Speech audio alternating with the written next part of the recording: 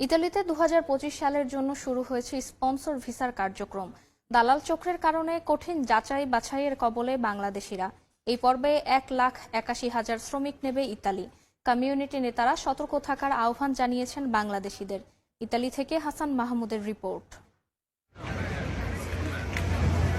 ইউরোপের দেশ ইতালিতে আসতে গিয়ে হাজার হাজার বাংলাদেশি নিঃস্ব হয়েছেন দালালের খপ্পরে পড়ে। ভুয়া ভিসার অনুমোদন পত্র, জাল আবেদন সহ বিভিন্ন অনিয়মের কারণে বিপুল সংখ্যক বাংলাদেশির ইতালির ভিসা স্থগিত করে পাসপোর্ট ফেরত দিচ্ছে ঢাকার ইতালীয় দূতাবাস। এদিকে ২০২৫ সালের জন্য স্পন্সর ভিসার আবেদন প্রক্রিয়ায় আগাম ফর্ম পূরণ শুরু হয়েছে। নভেম্বরের পুরো মাস জুড়েই করা যাবে আগাম ফর্ম পূরণ। আর এই আবেদনের ক্লিক ডে নির্ধারণ করা হয়েছে ২০২৫ সালের ৫, ৭ এবং ১২ ফেব্রুয়ারি।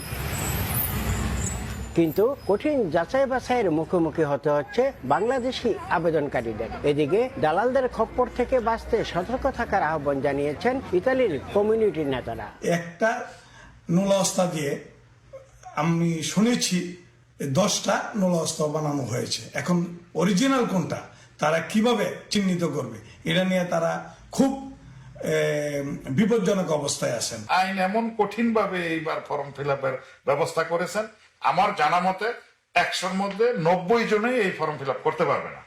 অতএব আপনারা দয়া করে বিস্তারিত না জেনে না শুনে টাকা পয়সা দিয়ে বিভ্রান্ত হবেন না এবং হয়রানির শিকার হবেন না। ইমিগ্রেশন বিশেষজ্ঞরা বলছেন, শতকরা 90% বাংলাদেশি বার্ষিক আয়, মালিকের সঙ্গে চুক্তি সহ নতুন নিয়মের কারণে আগাম ফর্ম পূরণ করতে ব্যর্থ হচ্ছে। ২০২৩ সালে 3 বছর মেয়াদী স্পন্সর ভিসার আইন অনুমোদন করে দেশটির সরকার। শেষ পর্বে ১,৬৫,০০০ শ্রমিক নেবার কথা থাকলেও তা বাড়িয়ে করা হয়েছে ১,৮১,৪৫০ জনে।